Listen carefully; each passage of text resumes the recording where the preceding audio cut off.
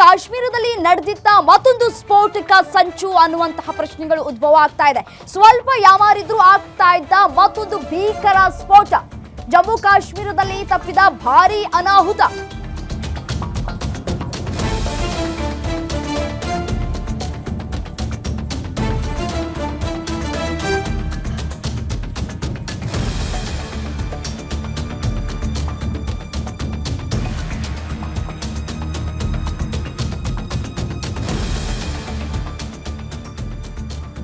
ಜಮ್ಮು ಕಾಶ್ಮೀರದಲ್ಲಿ ಭಾರೀ ಅನಾಹುತವೊಂದು ತಪ್ಪಿದೆ. ಬಹುದೊಡ್ಡ ಅನಾಹುತವನ್ನ ತಪ್ಪಿಸಿದ್ದಾರೆ ಭಾರತೀಯ ಸೇನೆ.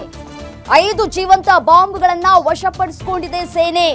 3 ಟಿಫಿನ್ ಬಾಕ್ಸ್, 2 ಸ್ಟೀಲ್ ಬಕೆಟ್ನಲ್ಲಿ ಇದ್ದಂತಹ ಬಾಂಬ್ ಅನ್ನ ವಶಕ್ಕೆ ಪಡೆದುಕೊಳ್ಳಲಾಗಿದೆ.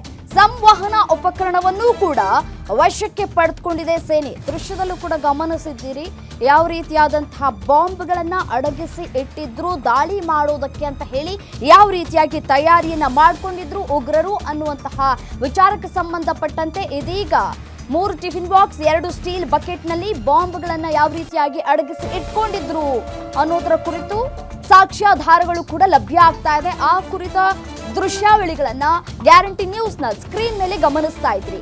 ಸಂವಹನ ಉಪಕರಣವನ್ನು ಕೂಡ ವಶಕ್ಕೆ ಕೂಡ ಪಡೆದುಕೊಂಡಿದೆ ಸೇನೆ.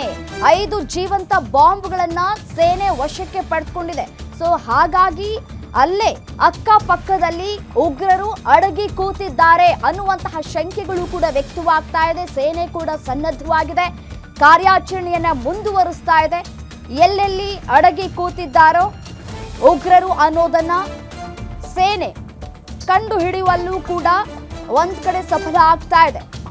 ಅದಕ್ಕೆ ಬೆಸ್ಟ್ ಎಕ್ಸಾಂಪಲ್ ಈಗ ಸಿಕ್ಕಿರುವಂತಹ ಬಾಂಬ್ಗಳು.